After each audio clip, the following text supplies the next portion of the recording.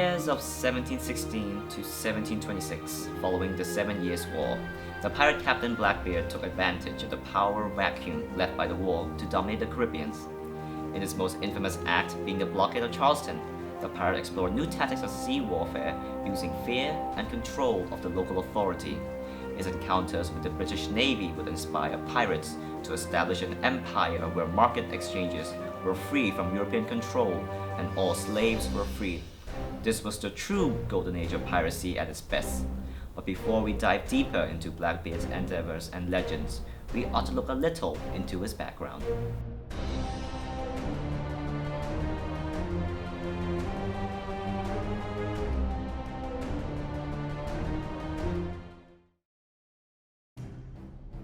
Although little is known of Blackbeard's early life, historians do know he was born in Bristol, England. Based on his written letters, we can tell that he was born of a wealthy family because he had to some degree a well-rounded form of education. It is unknown in which year Blackbeard joined the Navy, but Blackbeard was enlisted as a privateer under the British Navy. A privateer is almost like a licensed pirate.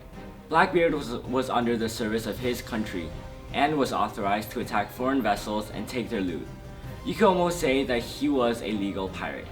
A war sparked in Europe between the major powers in 1701.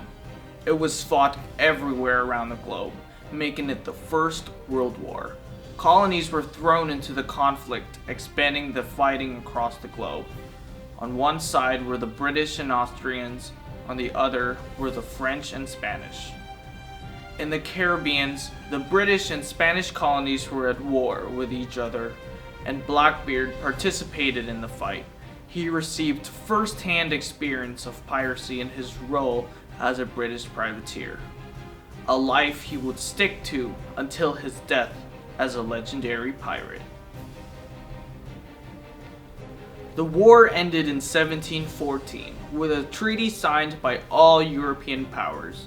There was no longer a need for sailors, and suddenly many privateers, such as Blackbeard himself, found themselves unemployed. He could not return home, as sailing was all that he knew, and seeing no alternative, he resorted to piracy. It was a better alternative to a life on cruel merchant ships. This was the beginning of the tale of the infamous Blackbeard. Blackbeard's early days as a pirate was characterized by his friendship with Benjamin Hornigold, a pirate captain he served under for many years. Hornigold was a pirate veteran who helped establish the pirate port of Nassau and was fundamental to the early beginning of the new pirate empire. The pirate captain saw great potential in the young Blackbeard, and Blackbeard was eventually promoted and even received his own captured ship to lead. The two were very successful as partners in crime, often leading to joint raids against the Spanish Armada. Eventually, Benjamin Hornigold accepted a pardon from the king out of cowardice. Blackbeard could not tolerate the betrayal from his best friend and decided to set out on his own. His first step was to capture his very own battleship. In the year of 1717, Blackbeard succeeded in capturing the French slaving ship, the La Concorde, and renamed it, as you guys know it, Queen Anne's Revenge. He placed 40 guns on each side, making it the most fearsome and dangerous ship of the pirate age. The ship would later run aground a year later, not before aiding Blackbeard in establishing his legendary status. Perhaps the most notorious of all pirates, Blackbeard was not exceptionally powerful or ranked higher than his brethren. He certainly wasn't the richest or most cruel. Blackbeard is most infamous for his usage of fear. He would light his beard on fire to give off the appearance of the devil himself. Many ships surrendered before putting a fight, believing the devil had come for them. It was fear that made Blackbeard the most famous of all. It, with his iconic Blackbeard burning brightly on the Queen Anne's Revenge, swearing death upon all. Perhaps the strangest encounter of pirate history was between Blackbeard and a little colonial town. In 1718, Blackbeard set out with his fleet with the Queen Anne's Revenge to Charlestown, now known as Charleston. Giving himself the position of Commodore, Blackbeard ordered the blockade of one of the major ports of colonial America. This was the height of his power, and it shocked the entire Caribbean world. It was the first time a pirate was so daring as to directly challenge the British authority. He kidnapped several of the town's council and demanded a ransom in exchange. Perhaps the strangest of all was the ransom. It was simply a chest of medicine valued at 300 to 400 pounds. This strange encounter between the mightiest fleet of the pirate empire and the second largest port of America gave Blackbeard the attention he needed. This was his most daring act, and it would go down forever in history. The simple act of exchanging hostages for medicine would forever turn the tides of pirate history. It marked the peak of the golden age of piracy. Blackbeard would continue on with piracy until he decided to accept the king's pardon. He had grown tired of life as a pirate and retired a rich man in North Carolina.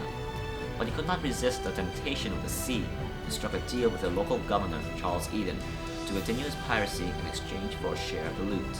Blackbeard had his remaining ship, the Adventurer, licensed, and all future ships licensed as salvage rights. Blackbeard at this point had to an extent settled down and married. He was much less active and operating only near North Carolina. Other pirates, such as Charles Vane, did come to try and persuade him to come back into the pirate business, but Blackbeard apparently politely refused these offers. Eventually, sailors in North Carolina region grew tired of Blackbeard's relentless lootings and hauntings. They were suspicious of Eden, so they complained to the governor of Virginia, Alexander Spotswood.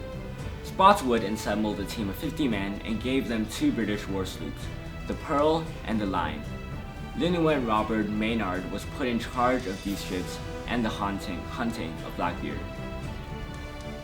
The 2 ships spotted Blackbeard on the afternoon of November 21st, 1718. They tried to launch a surprise attack on Blackbeard but failed. Maynard's ships were hit and a few of his sailors were killed. However, Maynard was able to successfully deceive Blackbeard by hiding most of his men below the dock of his ship. The pirates, thinking that they had an advantage, boarded the ship. Maynard's crew then charged out.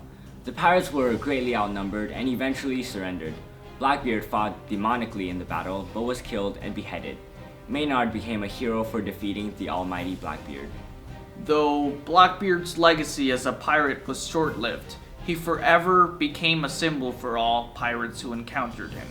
His violent death inspired more pirates to fight for the freedom and adventure of a pirate's life. Their actions established a mighty pirate empire of free markets and free people. Exploration of the Caribbean grew popular and goods were exchanged, free from the rigid control of the European powers. Truly, this was the legacy Blackbeard left behind, a chance for the powerless to challenge the powerful.